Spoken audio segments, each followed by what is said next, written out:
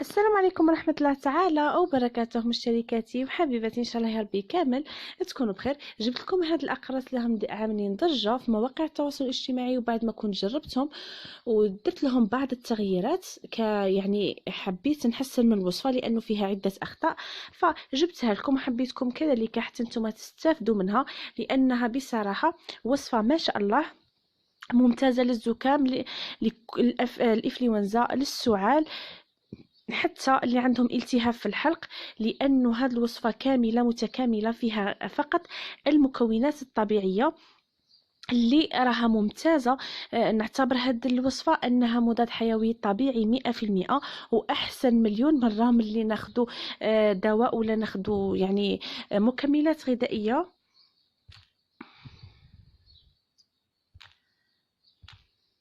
أخرى.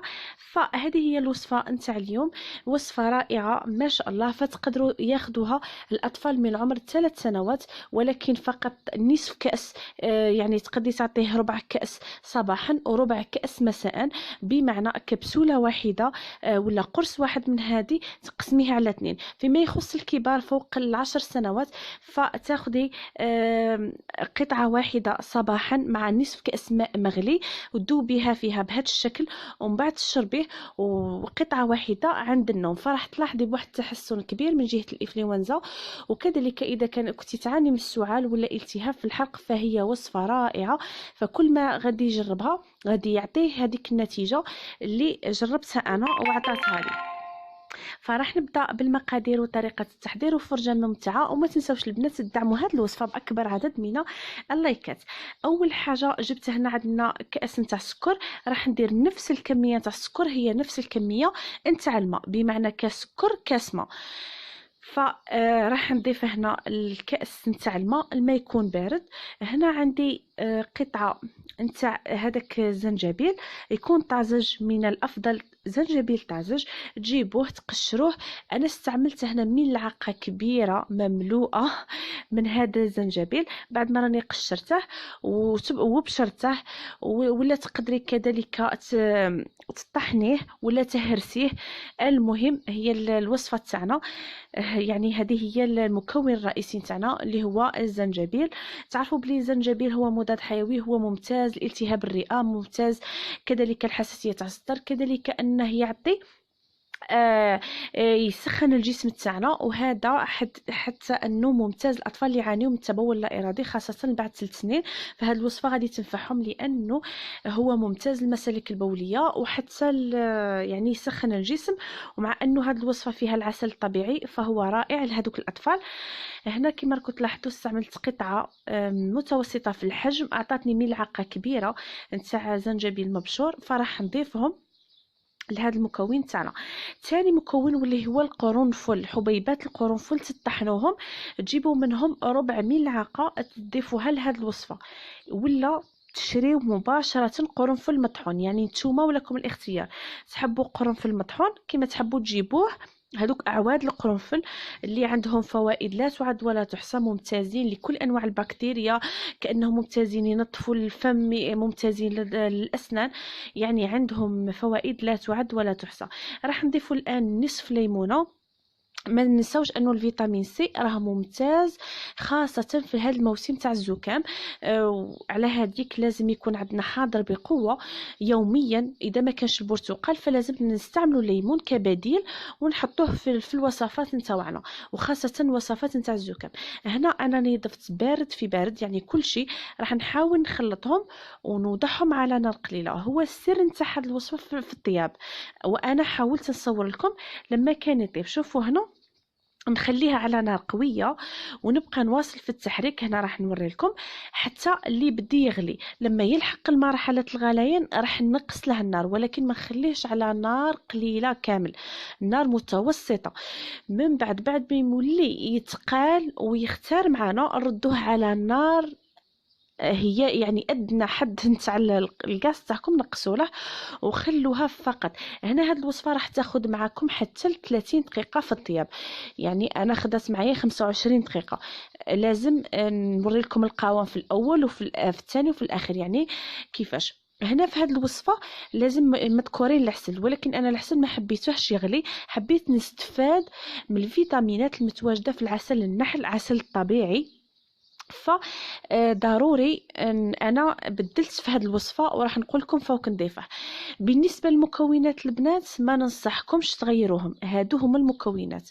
ما تقدريش يعني هنا راكم تشوفوا بعد ما لحق الملحره الغاين نقص شويه على النار وتواصلوا في التحرك، ومن الاحسن تحركوا يا بالسيليكون يا بملعقه تاع الخشب، وهي من الاحسن ملعقه تاع الخشب، باش هكذا يعني باش الوصفه تاعنا تكون صحيه اكثر. راكم تلاحظوا هنا بعد ما راح لحقنا لهاد المرحله اللي راكم تشوفوا فيها انه يبقى يغلي ومن بعد يعني هذاك الغليان تاعه من بعد يبقى يهجع. هنا راني طفيت على النار، راني نحاول نخليه يولي يعني دافي هاد الخليط نتاعنا. عفوا. في هاد المرحله